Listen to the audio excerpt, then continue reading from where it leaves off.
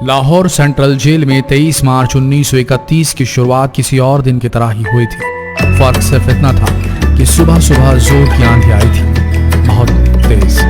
लेकिन जेल के कैदियों को थोड़ा अजीब सा लगा जब 4 बजे ही वार्डन शरद सिंह ने उनसे आकर कहा कि वो अपनी अपनी कोठरियों में चले जाएं।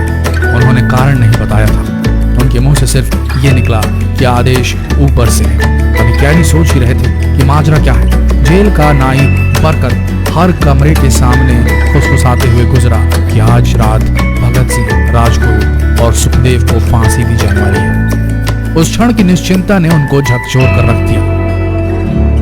कैदियों ने बरकत से मनुहार की कि वो फांसी के बाद भगत सिंह की कोई भी चीज जैसे पेन, कंघा या घड़ी उन्हें ला कर दें ताकि वो अपने पोते पोतियों को बता सके कि कभी वो भी भगत सिंह के साथ जेल में बंद थे। बरकत भगत सिंह की कोठरी में गया और वहां से उनका पेन और कंघा ले आया। सारे कैदियों में होड़ लग गई कि किसका उस पर अधिकार हो। आखिर में ड्रॉ निकाला गया, लाहौर कॉन्स्पिरेसी केस। अब सब कैदी चुप हो चले थे। उनकी निगाहें उनकी कोठरी से गुजरने वाले रास्ते पर लगी हुई थी। भगत सिंह उनके साथ फांसी पर लटकाए जाने के लिए उसी रास्ते से गुजरने वाले थे। एक बार पहले जब भगत सिंह उसी रास्ते से ले जाए जा रहे थे तो पंजाब कांग्रेस के नेता भीमसेन सच्चर ने आवाज ऊंची कर उनसे पूछा था, आप और आपके साथियों ने लाहौर कॉन्स्पिरेसी केस में अपना बचाव क्यों नहीं किया?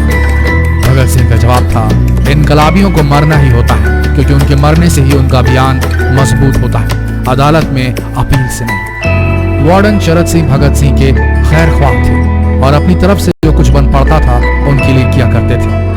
उनकी वजह से ही लाहौर की द्वारकादास लाइब्रेरी से भगत सिंह के लिए किताबें निकलकर जेल के अंदर आ पाती थी।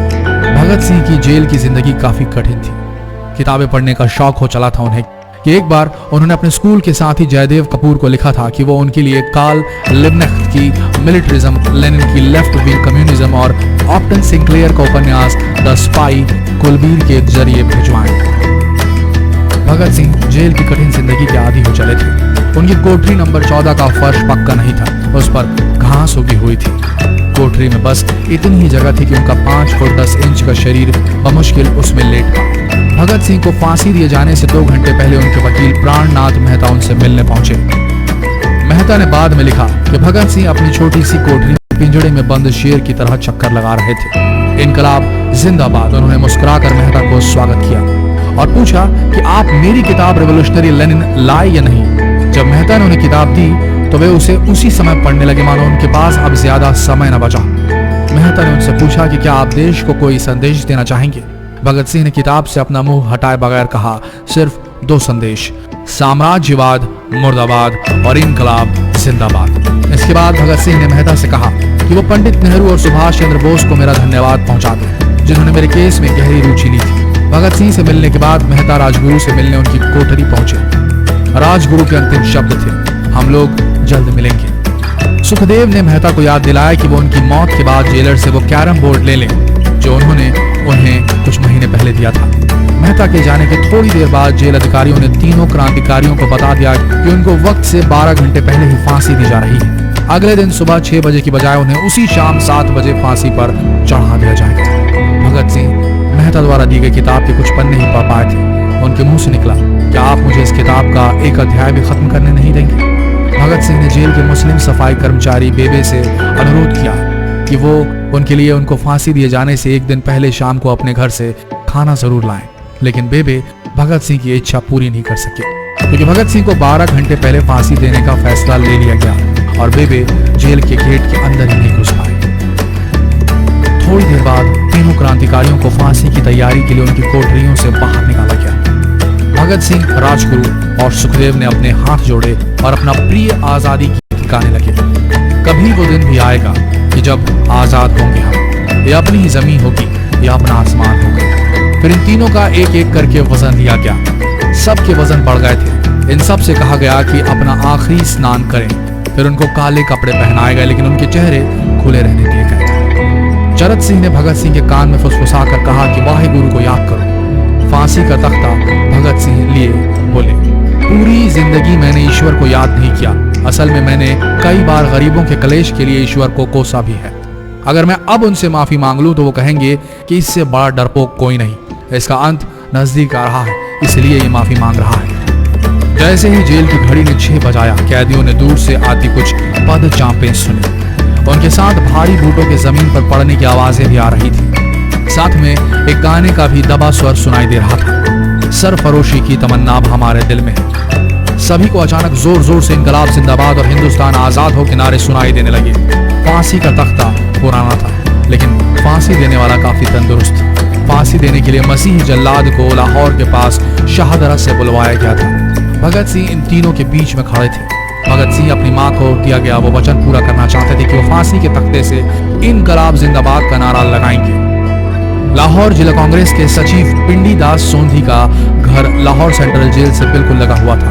भगत सिंह ने इतनी जोर से इनकलाब जिंदाबाद का नारा लगाया कि उनकी आवाज सोंधी के घर तक सुनाई थी। उनकी आवाज सुनते ही जेल के दूसरे कैदी भी नारे लगाने लगे। तीनों युवा क्रांतिकारियों के गले में फांसी की रस्सी डाल दी गई। उनके हाथ और पैर बांध दिए गए। तभी जल्लाद ने पूछा, सबसे पहले कौन जाएगा? सुखदेव ने सबसे पहले फांसी पर लटकने की हामी भरी। जल्लाद ने एक एक कर रस्सियां खींची और उनके पैरों के नीचे लगे तख्तों को पैर मारकर हटा दिया। काफी देर तक उनके शव तख्तों से लटकते रहे। अंत में उन्हें नीचे उतारा गया और वहां मौजूद डॉक्टरों लेफ्टिनेंट कर्नल जे नेल्सन और लेफ्टिनेंट कर्नल NS सोंधी ने उन्हें मृत घोषित किया। एक जेल अधिकारी पर फांसी का इतना असर हुआ कि जब उससे कहा गया कि वो मृतकों की पहचान करें, तो उसने ऐसा करने से इनकार कर दिया। उसे उसी जगह पर निलंबित कर दिया गया अंग्रेजों द्वारा। एक जूनियर अफसर ने यह काम अंजाम दिया। पहले योजना थी कि इन सब का अंतिम संस्कार जेल के अंदर ही किया जाएगा, लेकिन फिर यह विचार त्यागना पड़ा जब अधिकारियों को आभास हुआ कि जेल से धुआं उठते देख बाहर खड़ी भीड़ जेल पर हमला कर सकती है। इसलिए जेल की पिछली दीवार तोड़ी गई। उसी रास्ते से ट्रक जेल के अंदर लाया गया और उस पर बहुत अपमानजनक तरीके से उन शवों को एक सामान की तरह लाद दिया गया। पहले तय हुआ था कि उनका अंतिम संस्कार रावी के तट पर किया जाएगा, लेकिन रावी में पानी बहुत ही कम था, इसलिए सतलज के किनारे शवों को जलाने का फैसला लिया गया। उनके पार्थिव शरीर को फिरोजपुर के पास सतलज के किनारे लाया गया। तब तक रात के 10 बज चुके थे। इस बीच उप पुलिस अधीक्षक कसूर सुदर्शन सिंह कसूर गांव से एक पुजारी जगदीश अचरज को बुला लाए। अभी उनमें आग लगाई ही गई थी कि लोगों को इसके बारे में पता चल गया। जैसे ही ब्रितानी सैनिकों ने लोगों को अपनी तरफ आते देखा, वो शवों को वहीं छोड़कर अपने वाहनों की तरफ भागे। सारी रात गांव के लोगों ने उन शवों के चारों ओर पहरा दिया। अगले दिन दोपहर के आसपास जिला मजिस्ट्रेट की दस्तखत के साथ लाहौर के कई इलाकों में नोटिस चिपकाया गया, जिसमें बताया गया कि भगत सिंह, सुखदेव और राजगुरु का सतलज के किनारे हिंदू सिख रीति से अंतिम संस्कार कर दिया गया है। तो ये थे भगत सिंह की जिंदगी के वो 12 आखिरी घंटे। आशा करते हैं इस वीडियो में सुनाई गई ये कहानी आज युवा पीढ़ी के दिलों में मर चुके देशभक्ति को जगाने में कामयाब होगी। जितना हो सके इस संदेश को पूरे देश में पहुंचाएं। इस वीडियो को शेयर करें फेसबुक पर, व्हाट्सएप पर, और हो सके तो इस पेज को फॉलो करें ताकि ऐसे ही वीडियोस आप तक सही समय पर पहुंच सके। मिलते हैं अगले वीडियो में, तब तक के लिए आप सबका धन्यवाद।